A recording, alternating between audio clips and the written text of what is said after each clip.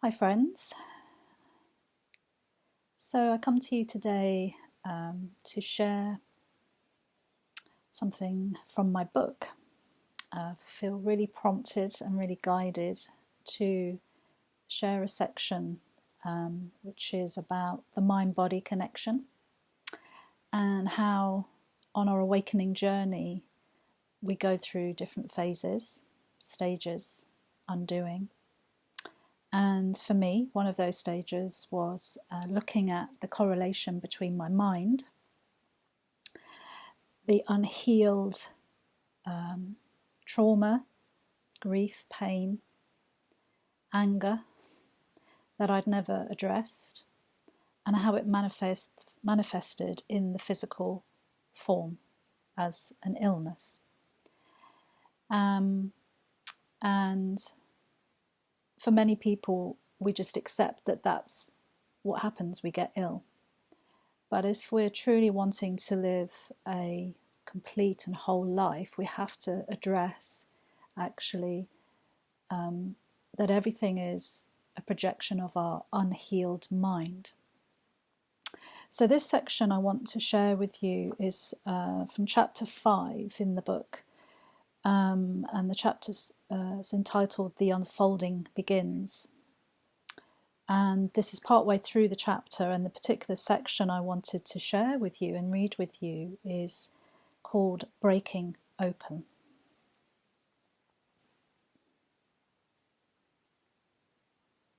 So yeah, let's just take a couple of breaths together so we can open our mind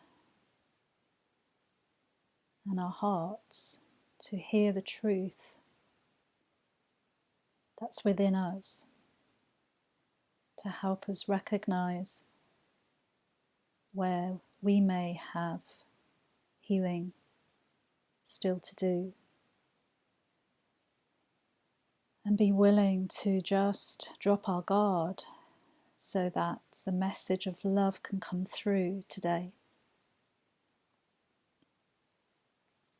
Okay, breaking open. A massive turning point for me was attending a weekend retreat with Sarah. It was the first retreat I had ever been on, and was to be the start of many visits to the beautiful centre in Somerset.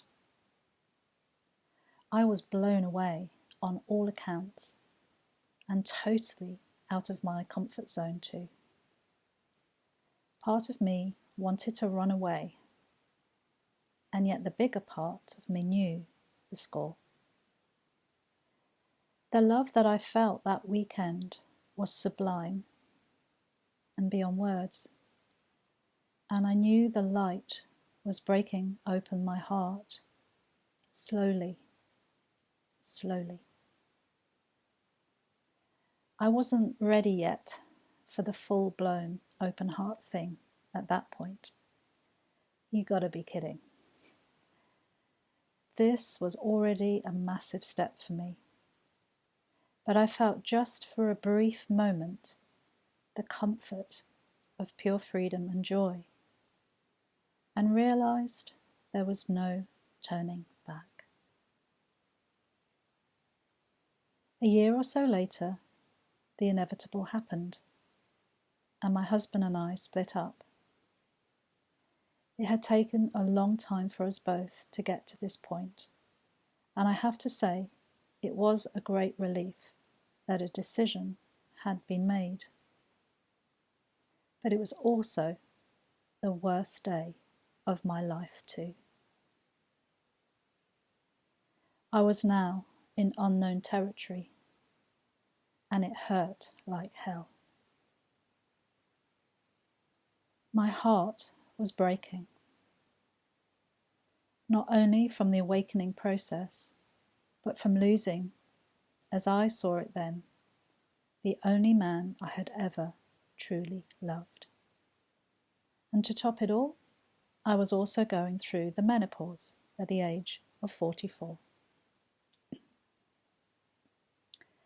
I was on my knees, ripped apart, and fear gripped like a vice with ever more determination, squeezing the last drops of life out of me. I totally fell apart, lived on a knife edge every day, was acting like a crazy woman. My immune system was on empty. My adrenals were shot to bits, and the weight just fell off me. The body can only take so much of being in survival mode like this.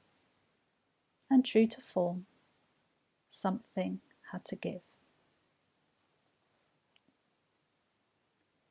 It started with bouts of extreme pain, the like of which I had never experienced. It was off the scale. And I was eventually diagnosed with gallstones. It was no surprise, really, that the years of repression were now beginning to manifest in the body. In Louise Hay's book, Heal Your Body, she describes how, from the metaphysical point of view, quote, in order to permanently eliminate a condition, we must first work to dissolve the mental cause.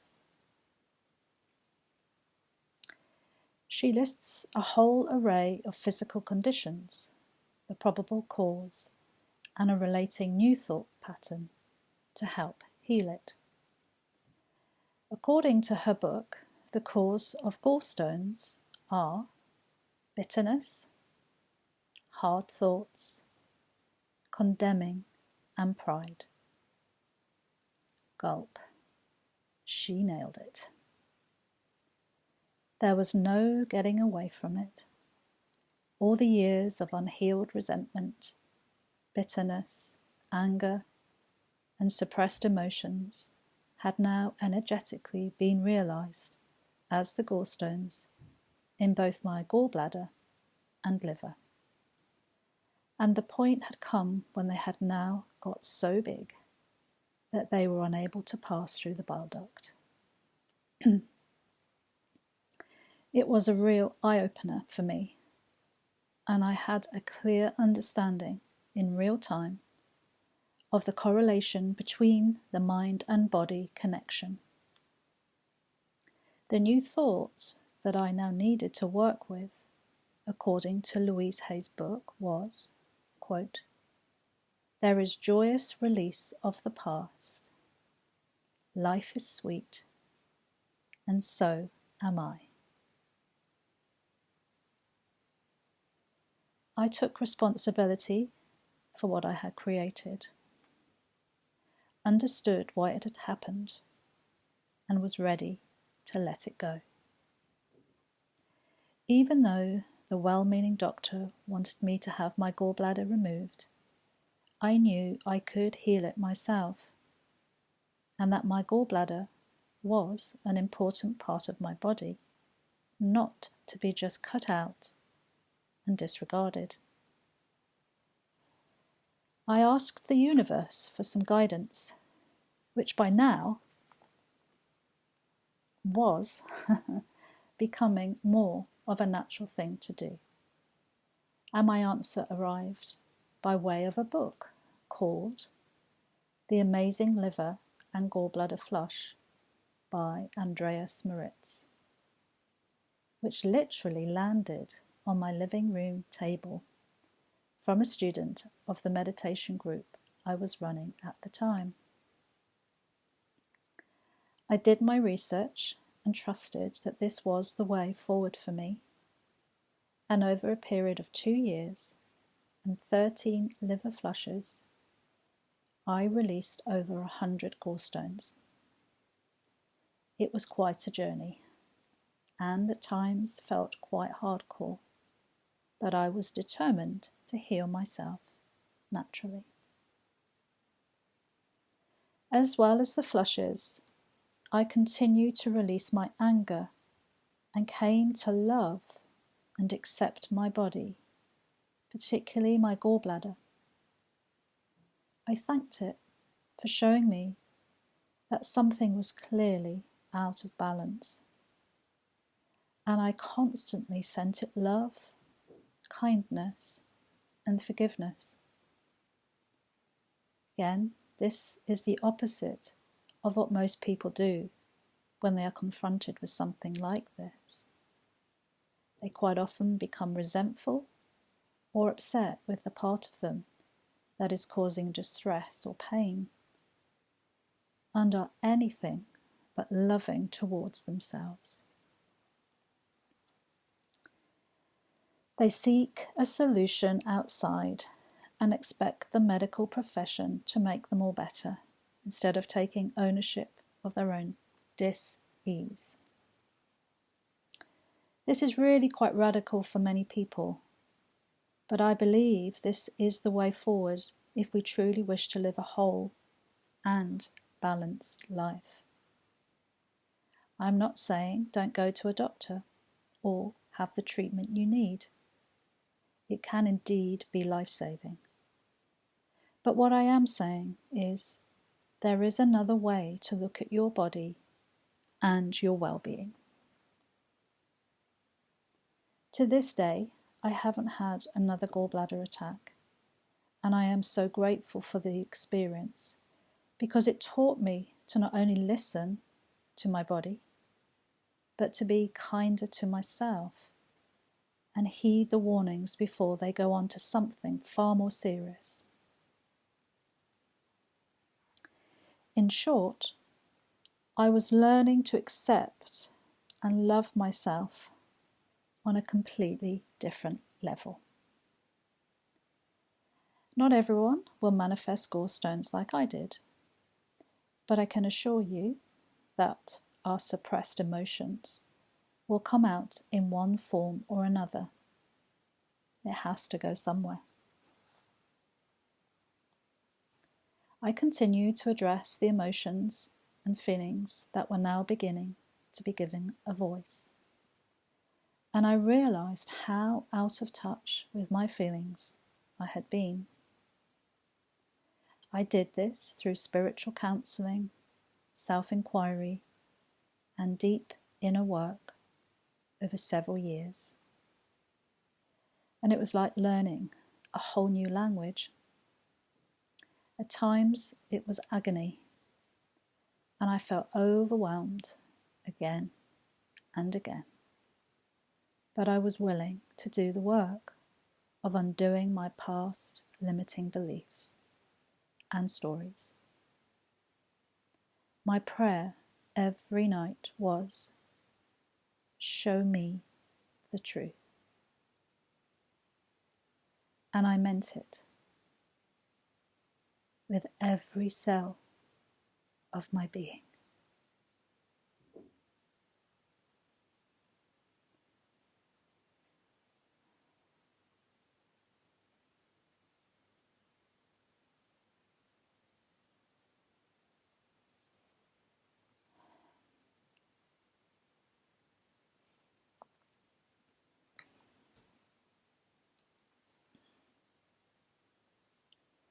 The truth, of course, started to show itself, and the old crap surfaced, one layer after another. It seemed never-ending, but I had asked for the truth. And what I came to discover over that particularly intense period is that the ego hates to lose its identity and will do anything to survive. So it comes up again and again with an armory of guilt, criticism, lack, condemnation, attack, defense, blame, judgment, and self-loathing. This stage is different for each person and depends on how much undealt with baggage we have, and of course, how long it has built up. It is a very normal stage of the spiritual awakening, And if we truly want to be free and at peace, it can't be rushed, denied, or bypassed. The payoff is totally worth it, friends. And I want to reassure you that it doesn't have to be hard or last for years like it did for me. But I don't want to paint a picture that it's all pink and fluffy either, and tell you that you can just float your way through it. It really does depend on how willing you are to surrender and trust the journey. And thus why I feel it's so important to be honest with you. Someone once described this process as the barrel effect. All the years of toxic thoughts or pain produces a build-up of sticky gunge and waste material that congeals and settles at the bottom of the barrel and contaminates the rest of the liquid. Eventually, the barrel gets so full, just like negative emotions in our body, and can't contain its contents anymore. And over the edge it goes. But the gunk remains at the bottom. And if it's not cleaned out, will continue to murk up the rest of the liquid. The only logical thing to do is to get rid of the crap at the bottom. Clean it out and then start again. When subsequent liquid is added, it is clear and fresh, and so much easier to keep pure. If any contamination or dirt comes along, it's much easier to clear the scum off before it sinks to the bottom again, thus preventing another build-up. I hope you can see through this analogy that the benefits of the cleanup operation make complete sense.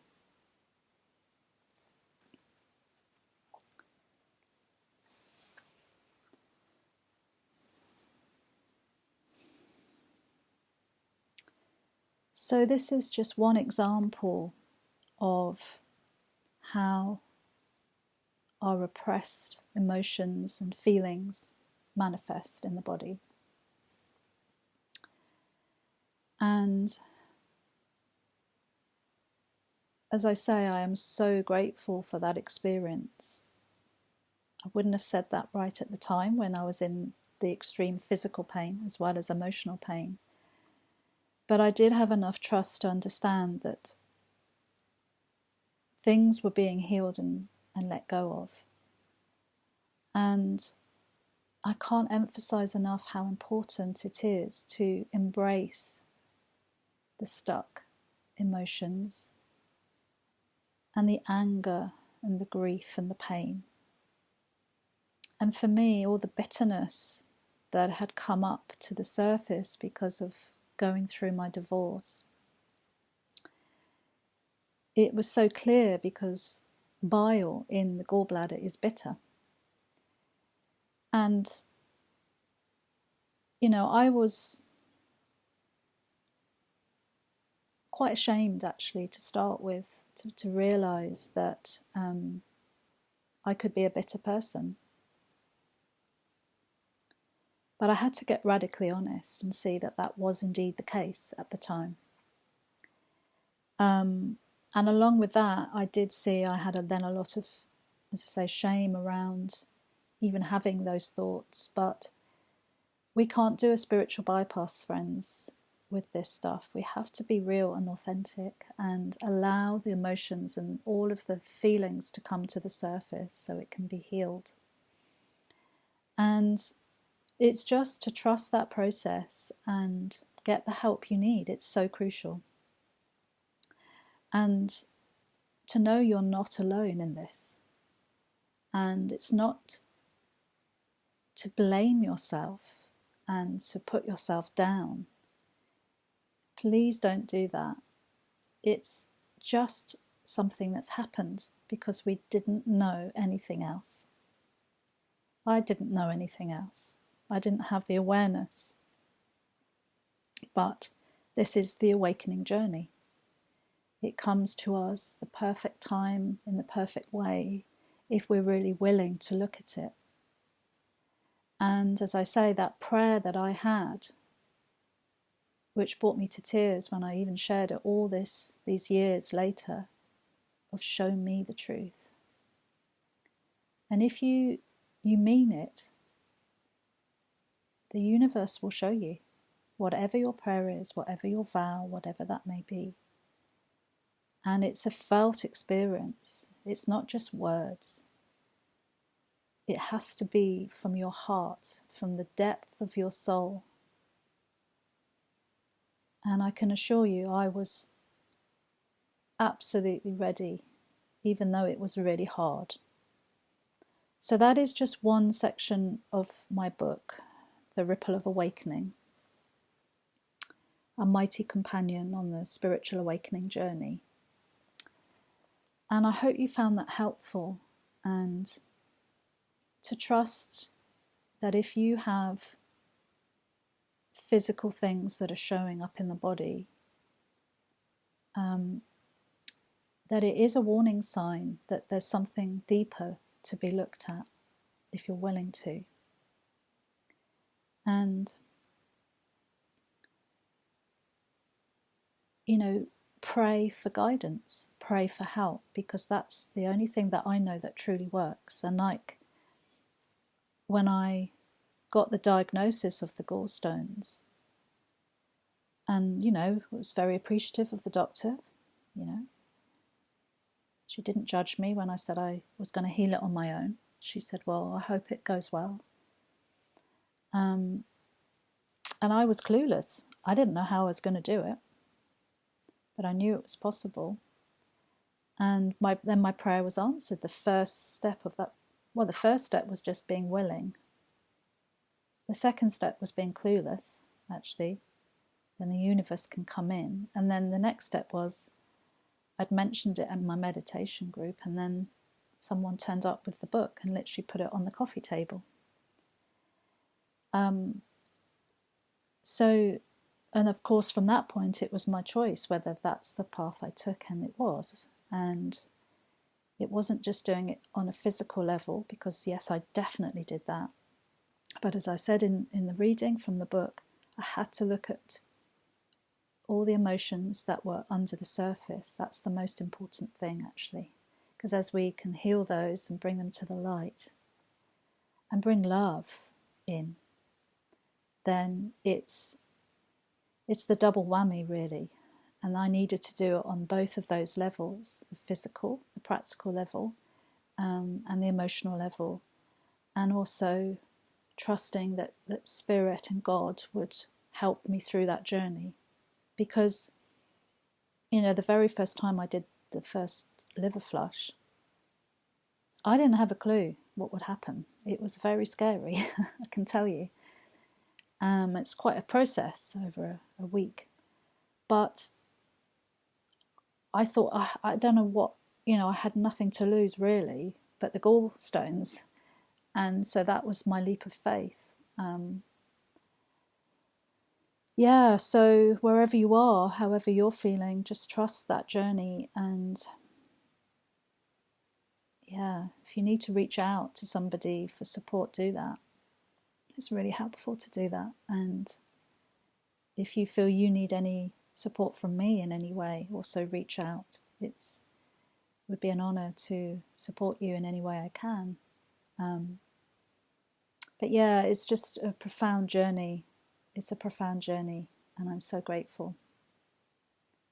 And I know that writing this book and sharing my own experiences is a way to give something back, to help other people who may be going through the same thing. It may look slightly different, but it's still the same journey. So thank you for listening. And I send you lots of love, and I really pray that your prayers are answered, And the guidance will come for you to help you exactly where you are now, and to help you remember how loved and how cherished you are. Thank you.